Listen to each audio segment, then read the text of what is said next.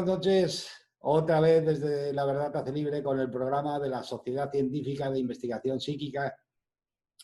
Buenas noches a todos, estamos aquí. Hoy tenemos una invitada especial, para mí es muy especial. Se llama la doctora Lola Aparicio. Muy buenas noches, Lola. Hola, muy buenas noches. Bienvenida. Estamos aquí realmente para pasar un rato agradable. Lola Aparicio lleva 30 años al servicio andaluz de salud como médico de cabecera y en el transcurso de su ejercicio profesional, sus pacientes le han contado y compartido numerosas e increíbles experiencias. Además es máster en hipnosis clínica y máster en medicina legal y forense. Bueno, siempre me gusta hacer una pregunta y es la siguiente. ¿Cómo una Lola de 17 o 18 años ha conseguido meterse en este desbarajuste en el que es tu vida ahora, ¿no? Bueno, es broma lo de desbarajuste, pero me refiero, ¿cómo surgió aquello? ¿Cómo desde aquella etapa, cómo te has plantado ahora, ¿no?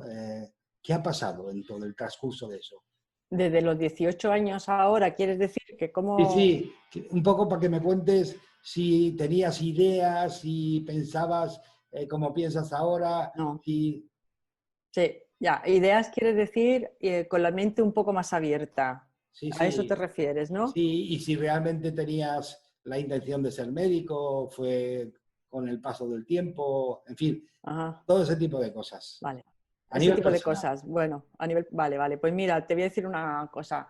Yo cuando tenía 4 o 5 años fue cuando me di cuenta que yo quería ser médico.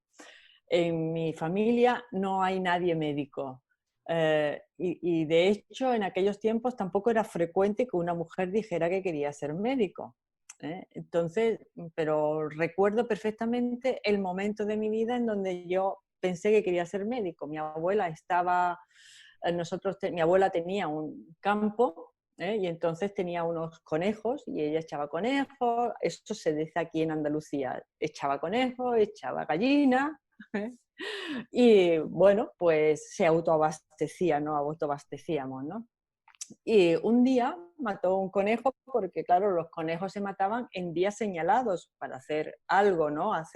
Pues lo hace o en fritada o en salsa o en un arroz, pero siempre en algún día señalado, ¿no? Y entonces estaba ella allí con el conejo y yo estaba asomada a la mesa donde lo estaba troceando y al ver aquello, o sea, ese interior de ese animal, ¿no?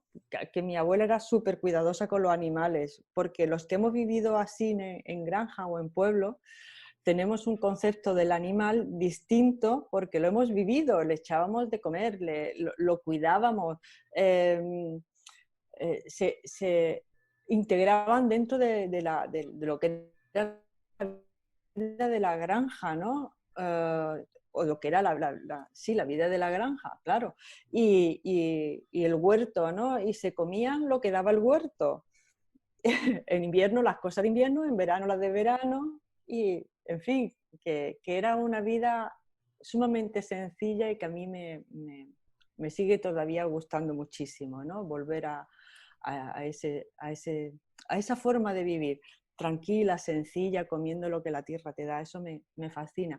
Y entonces yo veía a mi abuela y me fascinó el milagro del animal, lo que el animal tenía por dentro, ¿no? Entonces mi abuela me iba dando, toma, y este es el corazón, y estos son los riñones, y ahora esto se cuece aparte, y ahora porque se aprovechaba todo, o sea, todo, aquí no había Sí, nada sí, sí. que se aprovechaba, se Sí. aprovechaba todo, ¿no? Y todo era como, todo era sagrado, todo era reverencial, ¿me entiendes? O sea, mira, este es el corazón, bueno, ¿puedo abrirlo? Sí. Y entonces yo me di cuenta que ese mundo me fascinaba y pensé en ese momento que yo quería ser médico.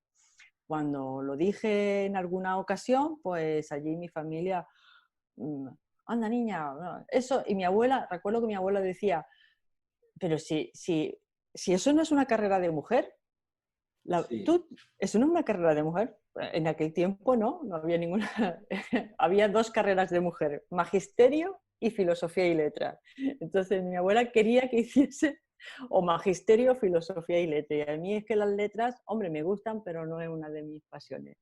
Y luego me he dado cuenta, Juan de Dios, que muchos de mis compañeros, porque aquello me marcó un poco, ¿no? Como en ese momento yo me di cuenta que yo quería ser médico, cuando es verdad en mi familia no había médicos ni nada de eso. Y luego yo he preguntado a mis compañeros por qué motivo han hecho medicina o cuándo tuvieron clara su vocación. Y no te puedes imaginar, como un 80%, como un 80% de mis compañeros, cuando tenían 4, 5, 6, 7 años, ya sabían que querían hacer medicina.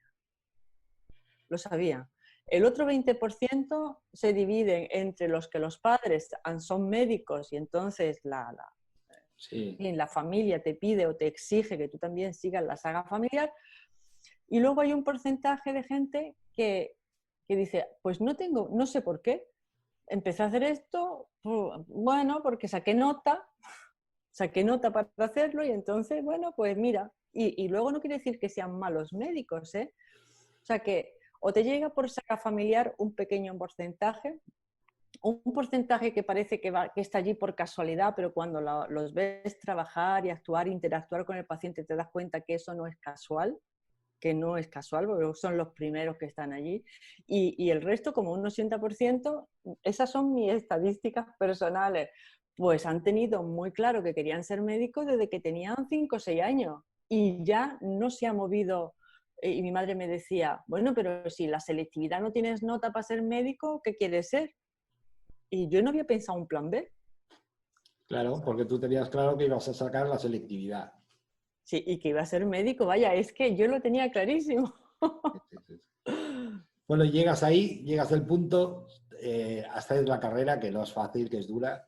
Y a mí lo que me llama la atención es, ¿cuándo te llama la atención? Porque vamos a hablar de la conciencia expandida, de Ajá. los estados de conciencia expandida, y me llama la atención, ¿cuándo te llama la atención a ti el hecho de la gente en el lecho de muerte que tiene experiencias diferentes? Pues mira, hay una cosa que en mi familia siempre se ha contado, se ha nombrado, se ha tenido muy en cuenta, que fue un bisabuelo que a la hora de morir tuvo como una especie de experiencia mística, ¿no? Entonces, eso siempre ha sido muy nombrado, referido, y entonces, antes, ahora menos, pero antes, a los niños se le hablaba abiertamente de la muerte.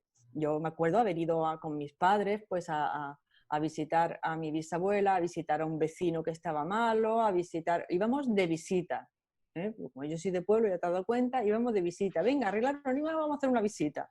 Que vamos de visita. Entonces se iba y muchas veces la visita era, pues, bueno, pues para compartir esa tarde o esa merienda, pero muchas veces era a visitar a los enfermos. Y si había alguien que estaba muy enfermo, pues se iba y se visitaba.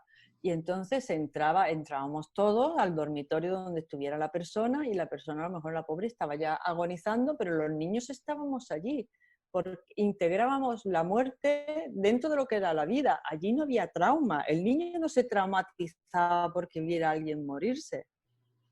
¿Me entiendes? O sea, eso no se consideraba que fuera un trauma. Yo, de hecho, creo que eso no es nada traumático. Hay que llevarlo con la normalidad que es, uno empieza una vida, vive la vida y se va de esta vida, ¿no? Bajo mi punto de vista, mi creencia es que después de esta vida vivimos otra o vivimos otra. Este cuerpo lo dejaré aquí, que pertenece a este plano, pero mi espíritu no, mi espíritu seguirá creciendo, experimentando a través de otra vida. Es lo que yo creo. Pero eso está como integrado en el ambiente rural y hace tiempo eso estaba integrado totalmente en lo que es los niños. Y yo digo una cosa, vamos, pues la única verdad que sabemos es que un día nos vamos a morir. Es la única verdad universalmente revelada, que nacemos y morimos. El resto, pues mira, nos podrán engañar, no sabemos muy bien si esto es holográfico, si no lo es, si estamos en un universo 3D, cómo el universo, no sabemos nada, pero que nos vamos a morir un día sí lo sabemos, ¿no? Te entiendo Entonces, perfectamente. te entiendo perfectamente. Y además a nivel rural también te entiendo porque vivo en un pueblo de 400 habitantes, 450, que me encanta. Y sí, estaba la costumbre esa, y es verdad, yo también lo he vivido, la costumbre esa de ir a ver a los enfermos o a los que están a punto de morir a su casa, ¿no? Y a veces te cruzabas por la calle y veías a alguien y le comentabas, oye, ¿cómo está fulano? Y ellos mismos te decían, oye, pues le debe quedar poco, porque ya empieza a ver a su abuelo y a su padre y a su madre, y era Efectivamente. algo conocido por todos, ¿no? O sea que cuando uno empezaba a ver a los familiares que venían a por él, pues entonces es que le quedaba ya poco. Y era cierto, era sabiduría popular, era cierto que le quedaba poco. Quiero hacer un pequeño paréntesis y ya verás por qué. Y cada vez que sale el tema lo digo porque la ciencia, hay muchos tipos de ciencia y hay muchos tipos de científicos, ¿no? Entonces, lo digo para ver si queda de alguna forma y la gente lo empieza a ver. En 1900 o 1900 y pico salió la cuántica, y la cuántica surgió porque resulta que entendió que el ser humano es dual, es materia y energía a la vez. La materia se reincorporará a la materia de la que está hecha la vida, y la energía, según Lavoisier, una ley de 1700 y pico, del siglo XVIII, ni se crea ni se destruye, simplemente se transforma. O sea, que realmente no estamos diciendo tonterías. Lo que dice Lola tiene razón, la materia se quedará aquí, el espíritu viajará a otras experiencias, a otras vidas, a otras vivencias, etcétera, etcétera. Y eso debía de ser ya de dominio público, porque, oye, es que tiene 100 años ese principio, ¿no? Pero bueno, como pasa lo que pasa, pues bueno, aún estamos ahí. Pero sí, te entiendo perfectamente, o sea, perfectamente. Y entonces, ¿cuándo te llamó a ti la atención eso en concreto? Bueno, A yo nivel tenía, médico me refiero. a nivel médico, mira, yo tenía el tránsito, me habían contado el tránsito de mi bisabuelo, que era el padre de mi abuelo, me lo habían contado en varias ocasiones, pues como, por eso ha surgido al hablar de los niños y del pueblo, ¿no? Porque a los niños se les contaban estas cosas y íbamos a ver los enfermos.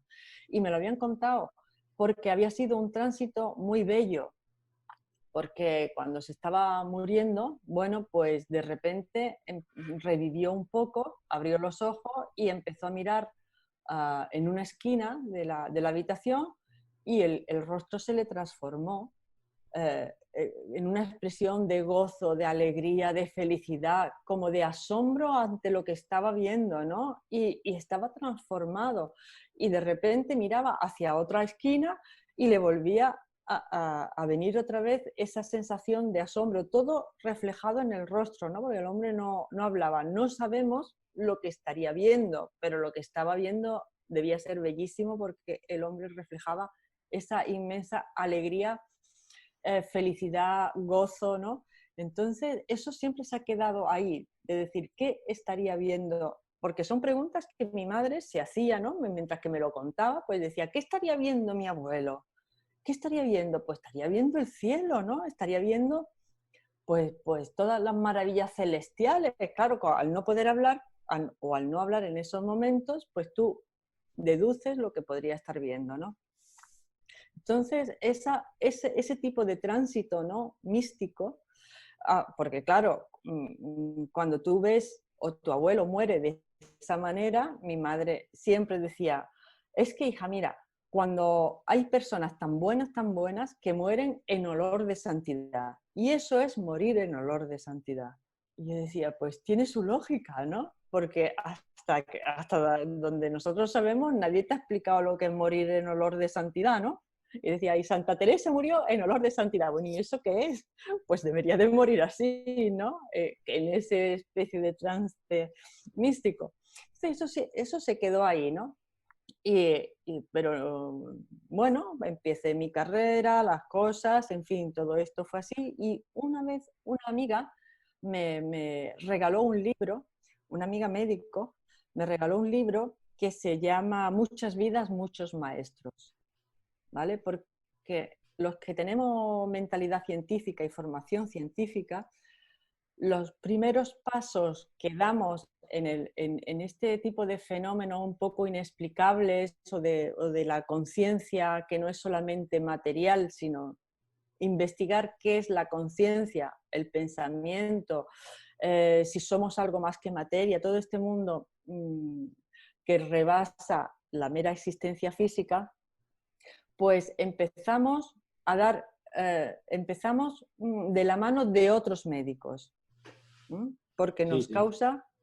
nos causa como confianza, ¿eh? De que eso tiene una base científica o un profesional científico te está avalando de cierta manera de que no estás con supercherías, ¿vale? O sea, porque entonces te desacreditas, te quitas crédito, te desacreditas, ¿no? ¿Cómo se dice? Sí, sí, Hoy sí, desacreditas. te desacreditas, efectivamente. Y entonces el desprestigio para un profesional, ya no solamente la de medicina, sino de cualquier orden, pues es un agravio a tu profesionalidad. Entonces siempre los médicos y los profesionales que nos ganamos la vida con un método científico, pues cuidamos mucho este tipo de no caer en descrédito, porque Sí, entonces claro.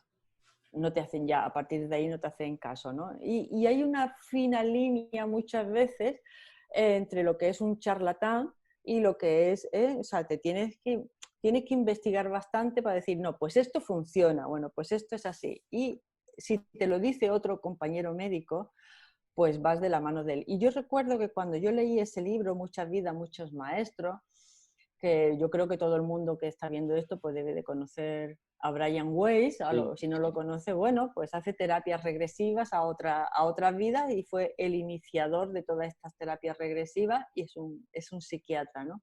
Que yo conocí, tengo el honor de haber conocido en un seminario. Pues la verdad es que cuando empecé a leer este libro yo me puse muy nerviosa, pero muy nerviosa. Aquello me producía a mí muchísimo nerviosismo y yo me acuerdo que yo empezaba a leer y yo decía, pero bueno, ¿qué me ha regalado esta? ¿Esto qué clase de patraña es? Voy a hablar con ella y voy a decir, pero bueno, ¿tú qué me has regalado aquí? Y a lo mejor me acostaba y estaba enfadada con ella por haberme regalado el libro. Ya, ya, ya, ya. Pero al día siguiente, pues me levantaba y lo seguía leyendo, ¿no? Y lo seguía leyendo. Y era como, yo decía, bueno, aquí hay algo, ¿no? Porque me da miedo. O sea, ah, hay algo porque a mí me removía algo por dentro ese libro. Y la verdad es que la primera vez que lo leí con temor, con miedo, y cuando se hacen así las cosas no se disfrutan. Sí, claro. Si tú haces algo con miedo no lo disfrutas.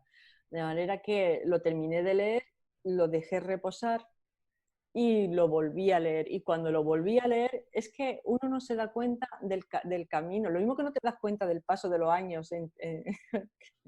Y tú te crees que tu cara o tu cuerpo es el mismo que tenías y no han pasado los años por tu cuerpo. ¿eh?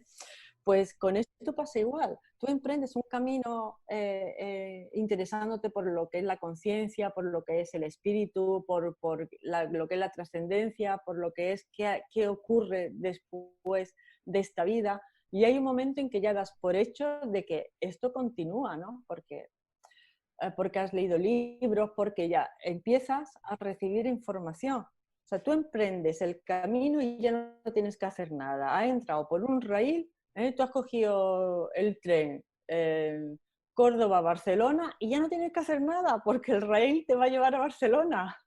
Sí, sí. No tienes que pensar nada. Y vas pasando por una estación, por otra, por otra. Por aquí pasa igual. Empiezas a recibir, y yo empecé a recibir, pues, información, libros que caían en mis manos, ¿no? Libros, compañeros y los pacientes que empezaron a contarme cosas o a preguntarme cosas. Y entonces cada vez me iba adentrando más en el mundo y además me parecía mucho más divertido, más fascinante. Me empezó a apasionar, ¿no? Y entonces lo que me contaban mis pacientes que estaban a lo mejor pues muy enfermos, eh, lo que me contaban los familiares que lo estaban cuidando. Y llegó un momento en que ya yo era la que preguntaba abiertamente, ¿no? empecé a preguntar si estaban teniendo algún tipo de... Además, ya cuando tú le preguntas a una persona si está teniendo algún tipo de experiencias en el tránsito, la gente sabe a lo que uno se refiere y Sí, te das sí, cuenta. La sí, gente sabe a lo que uno se refiere. es que lo típico es que se tiene miedo por no ser ridiculizado, claro. Entonces nadie suele contar, ¿no? Pero si tú te abres de corazón y demuestras interés por lo que la otra persona está viviendo, ellos te lo cuentan, claro. Claro, claro que te lo cuenta. Y luego, como salí en algunos programas en Cuarto Milenio, subieron algunas conferencias mías a YouTube, vinieron compañeros a verme en alguna conferencia, pues a raíz de ahí también los pacientes empezaron a compartir más cosas conmigo, ¿no? Entonces te das cuenta la cantidad de este tipo de fenómenos de la perimuerte. Vamos a ver, yo he llegado a la conclusión de que la muerte está diseñada. Uno se cree que uno cuando se muere es un caos. No, aquí no hay caos. Lo mismo que cuando uno nace, no nace por cualquier sitio, ¿verdad que no? Está todo diseñado, ¿no? Es un diseño, hay un canal del parto y nace siempre por más o menos de la misma manera, ¿no? Y cuando pasan 9 meses o 8 meses, o sea, hay un proceso, vamos a decir así, ¿no? Pues cuando abandonamos este mundo, hay un proceso también de hacerlo. El que las personas desconozcamos este proceso porque, volvemos a lo que habíamos hablado antes, porque hoy se vive negando la existencia de la muerte. Hoy se vive la muerte o se niega o se evita, o simplemente la muerte no existe así porque no va a venir nunca, o cuando alguien se pone enfermo, o cuando tienes que ir a un funeral, o cuando a alguien se le ha muerto un hijo, pues no vas y Sí, lo sí, sí, evitas, sí. pero no, y no vas no con ninguna mala intención, es que esa persona no sabe qué hacer con el tema de la muerte, no sabe, no lo ha trabajado. Entonces no sabe qué decirle a una... Mira, el año pasado una compañera, su hijo su hijo de 30 y pico años tuvo una muerte súbita jugando al pádel, pues cayó en redondo y se murió. Imagínate, imagínate, un chico maravilloso, fantástico. Imagínate bueno, y aunque no hubiera sido fantástico, pero para una madre es que eso es muy duro, ¿no? Bueno, pues yo fui a verla, en fin, y ahí había una compañera que decía, yo no puedo ir a verla. Digo, ¿pero por qué? "Mm, Pues porque, ¿y qué le voy a decir? ¿Y de qué le voy a hablar?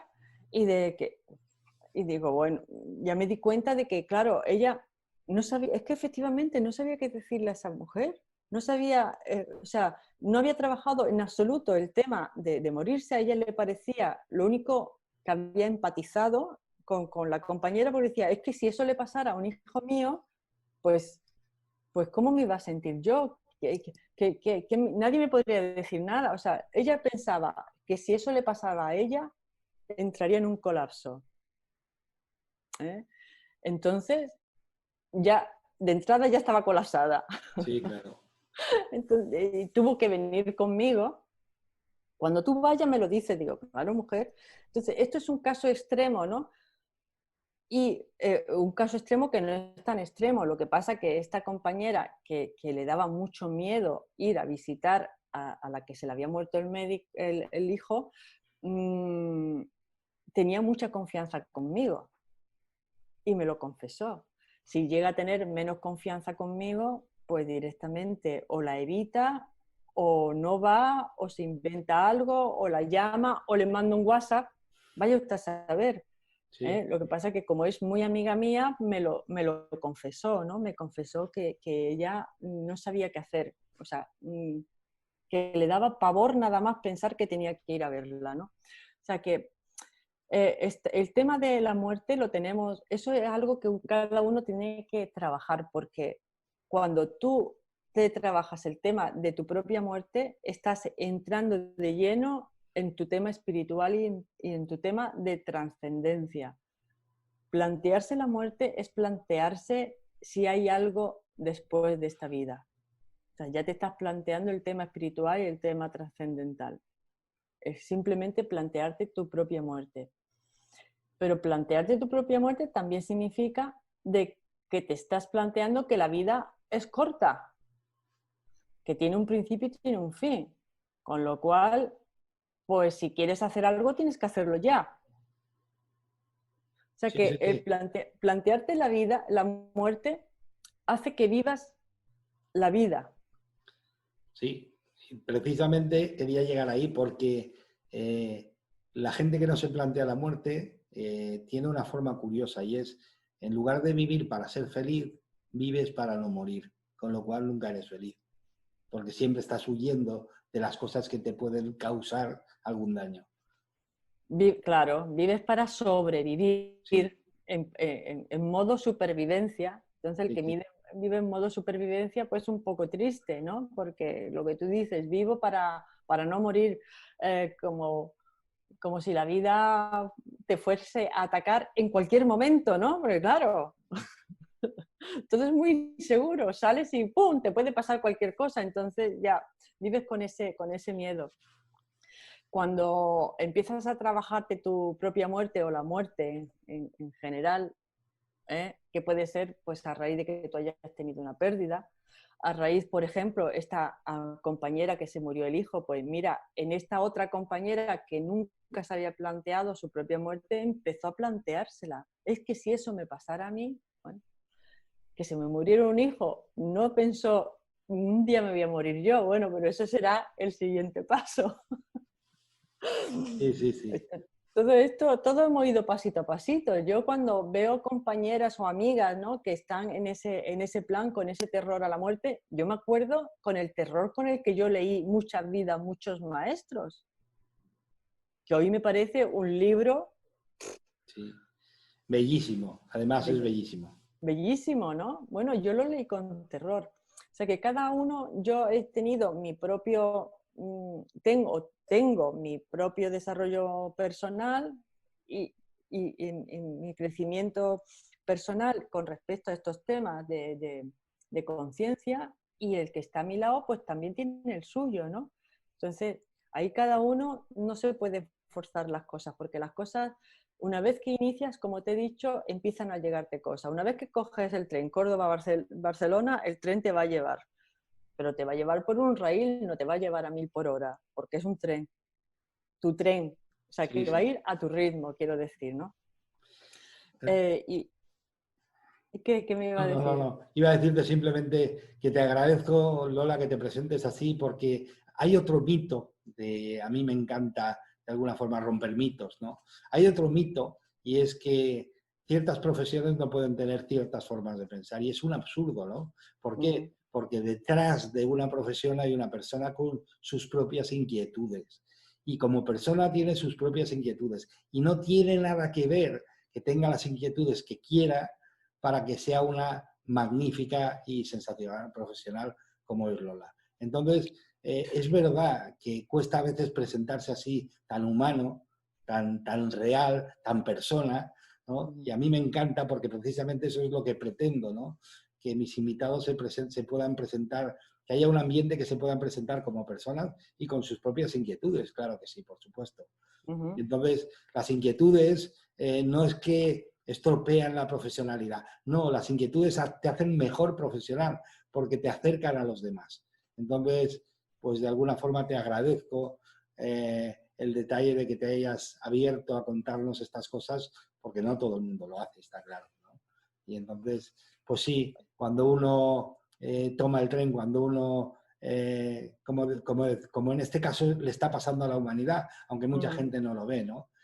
Cuando la humanidad toma un camino, no hay vuelta atrás. No hay vuelta atrás. Y ahora vamos a vivir la era dorada de la humanidad aquí en la Tierra, porque precisamente lo que está cambiando es que la gente está empezando a darse cuenta que no solo es lo que ve en el espejo, sino que hay mucho más, ¿no? Sí. Y no solamente la gente, la ciencia se está empezando a dar cuenta. Sí, sí. La Pero fíjate, ciencia se está empezando a ahí dar sí que hay cuenta. una cosa que te quiero comentar porque me imagino que tú estarás de acuerdo, ¿no? que una cosa es la ciencia, que es un paraguas en el que se escudan mucho, pero que en sí no es nada, ¿no? Porque la ciencia la forman los propios científicos, las personas, ¿no? Y entonces ahí hay una serie, si tú ves a un físico cuántico, si tú ves a un investigador cuántico, te das cuenta que la ciencia es una cosa. Si ves a otros, te das cuenta que la ciencia es otra. Entonces, al final, conclusión, ¿qué es la ciencia? Pues bueno, la ciencia tiene bastante trabajo consigo misma para aclararse entre ellos de si aceptan unas cosas u otras cuando ya llevan años y años siendo aceptadas, ¿no? Porque, por ejemplo, si dijésemos algo así científico, como que llega una energía aquí en la Tierra con el ser y se encaja en un avatar, que es lo que conocemos como el cuerpo físico, para vivir una serie de experiencias, y cuando llega el periodo de tenerse que ir, suelta el avatar, lo deja aquí y él sigue. Eso a veces a algunos se rasgarían las vestiduras, pero es que es así. O sea, y está demostrado a nivel científico por la cuántica que realmente es así. Somos materia y energía a la vez. Nos juntamos materia y energía y luego en un momento dado la energía deja la materia y desaparece. El problema es que el ser humano se identifica con la parte material pero no con la energética. Y entonces yo soy la parte material pero no la energética. Y la sorpresa viene como la de tu bisabuelo cuando de verdad vio que realmente es mucho más y que estaban esperándolo seguramente, ¿no? Entonces, claro, Seguramente. eso es un Sí, final feliz, por supuesto, claro. sí. Y además, fíjate, cuando más me adentraba yo en este mundo, y empezaba a preguntar a mis pacientes y ellos a comentarme, etcétera, ¿no? Porque ya te digo que cuando entras en este raíl no hay vuelta atrás. Esto es un tema evolutivo, personal y de la humanidad, y nuestra evolución va a hacer consciente lo inconsciente. ¿Qué quiero decirte? Todo esto lo sabemos a nivel inconsciente. Sí. Por eso, pero está ahí, inconsciente. La información está ahí, pero todavía no la hemos hecho consciente. Tenemos un 95% de inconsciente, ¿vale? Y un 5% consciente, un 5, un 7%. El resto, toda la información está inconsciente. La evolución es hacer consciente lo inconsciente a nivel personal, a nivel familiar y a nivel colectivo. Cuando el inconsciente colectivo, que ya lo describía yo, se haga consciente, entonces pasaremos a tener una conciencia social, ¿no? Que es lo más parecido a lo de todos somos uno, ¿no? Porque ahora el inconsciente está compartido, pero habrá un momento en donde la conciencia esté compartida, cada uno aportando su granito de arena, ¿no? Bueno, pues cuando empecé bueno, en este camino y empezaron a contarme experiencias, me di cuenta que las personas que no saben muy bien cuál es el proceso de morir, muchas de ellas tienen miedo, tienen miedo. Y, y pueden vivir este tipo del tránsito, lo pueden vivir con miedo. Y se lo dicen a su hija o a su hijo, y estoy viendo ahí al lado, pues estoy viendo a mi hermano, y la familia se echa a temblar, pero bueno, ¿cómo que estás viendo a tu hermano? No, pues sí, pues eso no puede ser. Sí, Tú, sí. esto no, ¿Qué te has fumado? ¿Qué te has tomado? no, vienen y te dicen, mire usted, mi madre se le está yendo la cabeza porque dice que está viendo a su hermano y el hermano se murió ya hace no sé cuánto tiempo. Sí, sí. Yo me acuerdo un día que me llamaron para una señora me llamó que su padre para que fuera, ¿no? Entonces fui y el padre estaba allí, el hombre, y estaba mayor pero no tenía mucha más cosa. Y entonces, pues resulta que el padre estaba viendo a gente, porque es una de las visiones frecuentes, es ver gente, personas que no conoces, o a lo mejor, si te fijas, conoces algunas, pero a otras no las conoces. Si bien la primera vez que ves a la gente o al grupo de personas puede darte un poco extrañarte, tampoco miedo, ¿eh? Pero te puede extrañar. Luego, cuando te fijas más o mejor, pues empiezas a ver que a ese sí lo conoces y a este, pues ese es fulano, no, y a este no, a este, pues este no lo conozco. Eso es muy normal. Entonces me llamó la señora pues, para decirme que su padre la noche anterior había tenido un episodio, que a ver lo que hacía. Total, que el hombre me contó que él estaba acostado, sintió ruido, bajó al salón y vio a gente en el salón. Que algunos, que cuando empezó a mirar, pues sí que conocía a algunos y a otros que no conocía. Entonces, y la hija, doctora, dígale a mi padre de que eso son tonterías, porque además vino a despertarme y a decirme, ahí hay mucha gente en el salón. Y él, es que había gente en el salón. Bueno, sí. Total, que sí, el hombre, es que es verdad, es que él lo había visto. Lo exploré, hablé con él, en lo demás estaba perfectamente normal, ¿no? Y recuerdo que yo le dije, pues mire usted, si usted vio a gente, pues vio a gente y ya está. Y le empecé a preguntar, pero todos eran desconocidos, había conocido, la hija me miraba, la hija estaba detrás y me miraba como diciendo, pues ¿está usted más chala que mi padre o qué, no? Y fue ahí cuando me enteré de que entre los desconocidos había conocido. Digo, pero esos desconocidos, ¿quién son? Pues mire usted, pues era un primo hermano mío que ya se murió hace mucho tiempo, pues estaba allí. Todos eran fallecidos. Los desconocidos no sabía quién eran, pero los conocidos todavía han fallecido.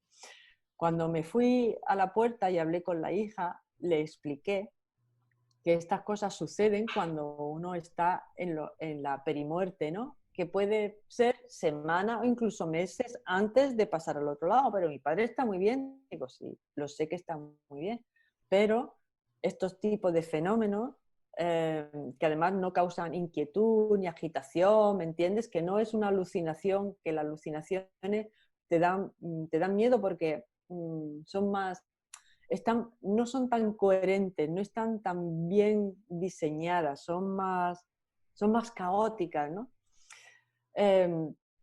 Pueden ver bichos o cosas que no son tan, pues ahí había gente y fulanito y menganito, no son así, ¿no? Y además te quedas tan tranquilo que va, no es así la alucinación. Y se lo dije, le dije, mira, es que esto pasa, y entonces esas cosas que dicen que empiezan a ver a los padres, a los fallecidos, tal y cuales, digo, es que eso es el proceso de morir. Estas cosas ocurren y eso es un determinado tipo de proceso y está diseñado, o sea, que empezará así y si ha empezado a ver a personas fallecidas, es que a lo mejor está entrando en el tránsito. Bueno, digo, mira, lo que vas a hacer, que también se lo recomiendo, me vas a ir apuntando las cosas que vaya diciendo. Y si lo ves que está tranquilo, pues bien, si no, pues me llamas y vengo otra vez, etc. Al cabo de unas 2 semanas viene la hija, ¿no? Y me dice, me comenta que hace como 4 o 5 días que el padre se murió. O sea, tener aquella visión del comité de bienvenida, como lo llamé yo desde aquel entonces, el comité de bienvenida, tener aquella visión hasta que se murió el padre, pasaron unos 10 días, ¿eh? O menos, o sea, que fue una cosa bastante rápida. Y la hija me trajo un papelito y me dice, cuando pasaron, dice, luego después de aquello, mi padre empezó a decirme, ¿has visto a mi madre? Y yo, papá, por favor, tu madre, Dios mío. Sí, no, es que me dijo que iba a venir y todavía no ha llegado. Pero hombre, papá, si tu madre ya murió, ya lo sé, pero que es raro que no haya llegado todavía, ¿no? Esperan a quien va a venir, ¿no? Porque están en otra sintonía. O sea, el estar en la perimuerte, tu estado de conciencia está en otra sintonía. Tu lenguaje cambia, empiezas a preguntar, ¿dónde está mi madre? Papá, que ya murió, pero es que eso no es lo que se está preguntando. Te está preguntando que cuándo va a venir, porque va a Sí. venir. Y entonces esta mujer me dijo que empezó a preguntar por la madre, que cuando pasaron 2 o 3 días, y estoy describiendo el proceso normal de morir. Como ella ya estaba advertida, pues no bloqueó el proceso, ni empezó a rebatírselo, ni a batallar con él, ¿cómo está diciendo eso? No, dejó que el proceso de morir, el tránsito, no lo bloqueó, lo dejó. Al cabo de después de preguntar por la madre, el padre le dijo, ya ha venido mi madre, está ahí. Entonces, claro, la otra dijo, bueno, papá, ya no te voy a batallar más, está bien. Y me trajo apuntado en un papel las últimas palabras de su padre. En un papelito así, la mujer me lo trajo y me lo dejó. Dice, yo le he traído aquí las últimas palabras de mi padre, se las dejo porque las entendí. Después de la charla que había tenido con usted, entendí las últimas palabras de mi padre. Cuando se fue, pues cogí el papel, lo abrí y el papel ponía, mamá, las últimas palabras del padre, mamá, espérame, no vayas tan deprisa. Sí, eso es lo que se conoce como estados expandidos de conciencia. Lo tienen los niños, lo tienen los que se accidentan graves, lo tienen los que tienen algún tipo de sufrimiento especial y lo tiene la gente antes de morir.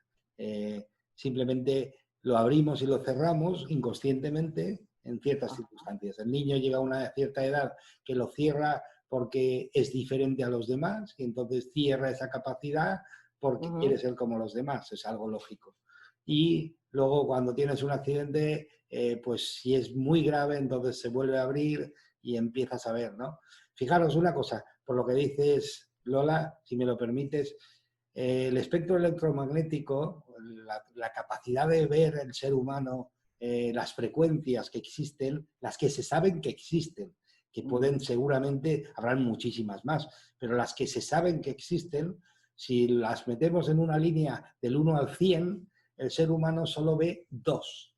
O sea, dicho de otra forma, las otras 98, ahí no hay nada, sí, pero no lo vemos. Entonces, no lo vemos, no lo percibimos. No lo percibimos, me refiero, pero sí que existe. Entonces, claro, cuando uno de repente, llegando a la perimuerte, como dices, se le expande la conciencia, lo primero que ve, ¿qué es? Pues la gente que no tiene cuerpo, que están ahí al lado esperando. Y eso no es tan complicado de entender y tiene fundamento científico. Oye, una pregunta, Lola. Dime. Cambiando de tercio, como los toreros. Venga. Bueno, eres miembro de la Sociedad Científica de Investigación Psíquica, claro. Sí. ¿Qué te atrajo para ser miembro de la sociedad?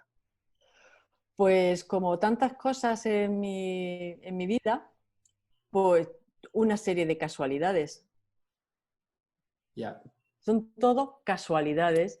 Entonces, mi vida se ha regido mucho por las sincronías, los sincronismos, las casualidades, que ya veo que no son casualidades, y además veo que cuando yo, como me dice un compañero que está en la misma historia que yo, me dice, es que tú estás en línea, Lola. Y es verdad, estoy en el raíl, Sí, claro. como estoy en línea, pues me surgen estas cosas. Pues resulta que un día en Facebook alguien compartió, hace ya tiempo, el año pasado, compartió algo de la Sociedad Científica de Investigación Psíquica. Como yo soy una estudiosa de los temas de la perimuerte, y el primero que editó un libro, publicó un libro sobre estos temas, se llamaba William Barrett, un físico perteneciente a la Asociación Científica de Investigación Psíquica, pero londinense. Sí. Y yo dije, no puede ser, que aquí hay una asociación, lo mismo, no puede ser, no me lo puedo creer. Pues voy a investigar sobre esto. Y entré en la página web, hice una solicitud para ser miembro, vi de lo que se trataba, me pareció una coincidencia asombrosa, y esa tarde, mi hermano me manda un WhatsApp y me dice, oye, tengo un amigo que me gustaría presentarte porque el otro día hablando con él le interesan las mismas cosas que a ti, tal y cual. Digo, no me digas. Dice, sí, además es el delegado en Málaga de la Asociación Científica de Investigación Psíquica. Sí, sí. O sea, esa tarde. Sí, o sea, como os podéis dar cuenta, y Lola lo ha dicho, lo ha hecho real, La vida no son casualidades, la vida son causalidades. Lo que pasa es que muchas de ellas no entendemos de dónde vienen, pero nada surge casual, sino causal. Ujú. No, muchas veces, mira, en el programa de este que tengo con Mikel Lizarralde en YouTube, que se llama Déjame contarte, pues muchas veces nos preguntan, ¿y el destino quién lo marca? ¿Lo elige el alma? Las cosas que nos ocurren? ¿Por qué me ocurre lo que me ocurre? ¿Cómo está? ¿No?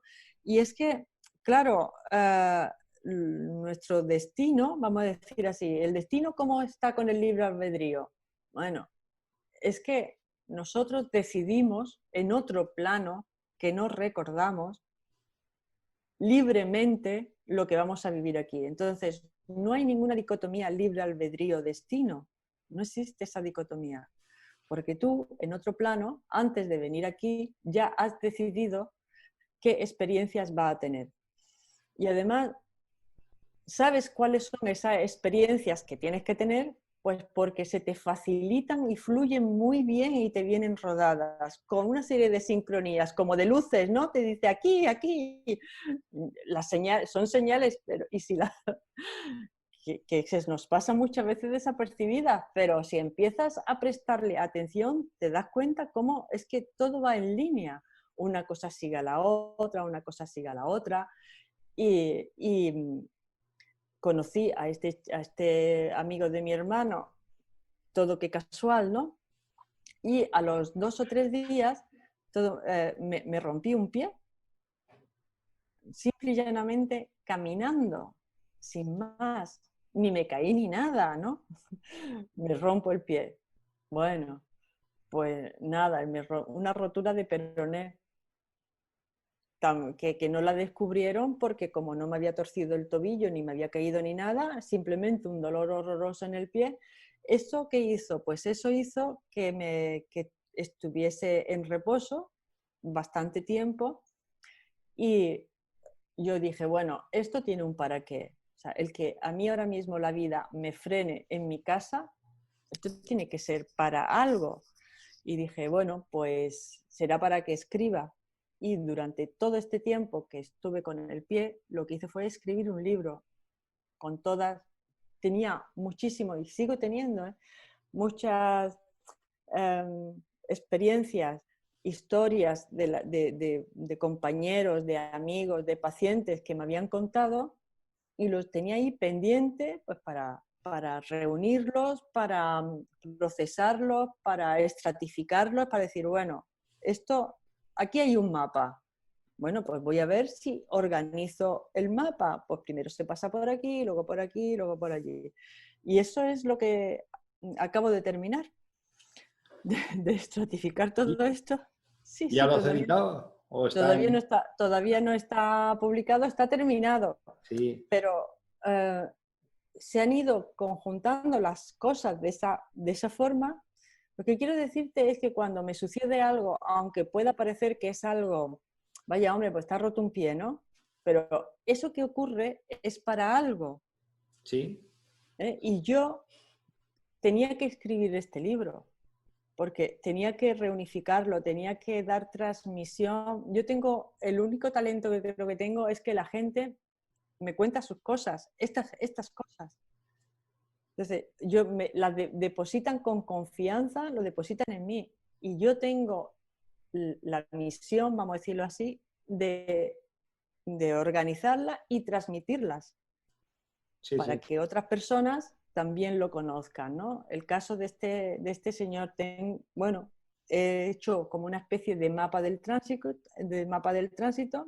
Tengo muchos casos que se parecen muchísimo, porque cuando empiezas a estudiar el tránsito te das cuenta de que está diseñado, que sigue unos pasos y que cuando los conoces, pues puedes reconocer si estás en tránsito tú o otra persona.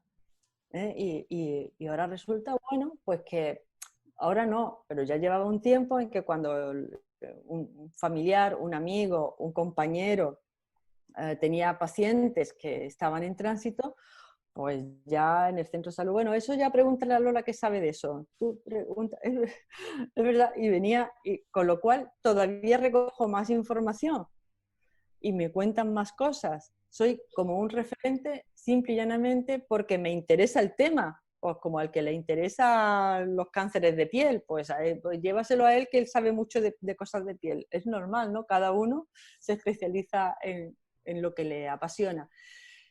Y ya tenía pues muchos casos y lo que he hecho ha sido como una especie de mapa del tránsito. Y cuando alguien me llama o un compañero o un amigo, mira que está mi padre así o tengo un paciente de esta forma, le digo, mira, está en esta fase, ¿vale? O sea, eso es así, de esto no hay que asustarse. O no, oye, esto no me encaja con esto, ¿vale? Pero está tan bien diseñado que hasta cuando tú crees que... Mira, te voy a comentar el caso de una compañera del centro de salud. Una de las visiones típicas en la perimuerte es la visión de una sombra, negra o blanca, da igual, que va por el pasillo y se introduce en el dormitorio donde esté el paciente, ¿no? Conforme se va acercando el día de la marcha, esa sombra, en vez de estar en el pasillo, accede al dormitorio y se sitúa en la puerta. Ya en la puerta el paciente puede más o menos adivinar quién es y acaba situándose o al lado de la cama o a los pies de la cama y entonces ya reconoce perfectamente de quién se trata. Pues esta compañera me llama y me dice, mira, está mi padre muy enfermo, nos lo hemos traído a mi casa y mi hermana pues dice que ve una sombra blanca. Entonces, como yo sé que estas cosas te interesan a ti, pues a ver si nos puede orientar qué esto qué es, porque ella, digo, está ahí asustada. No, no, no, pero es que está viendo una sombra blanca que va por el pasillo, típico, y se mete en el salón.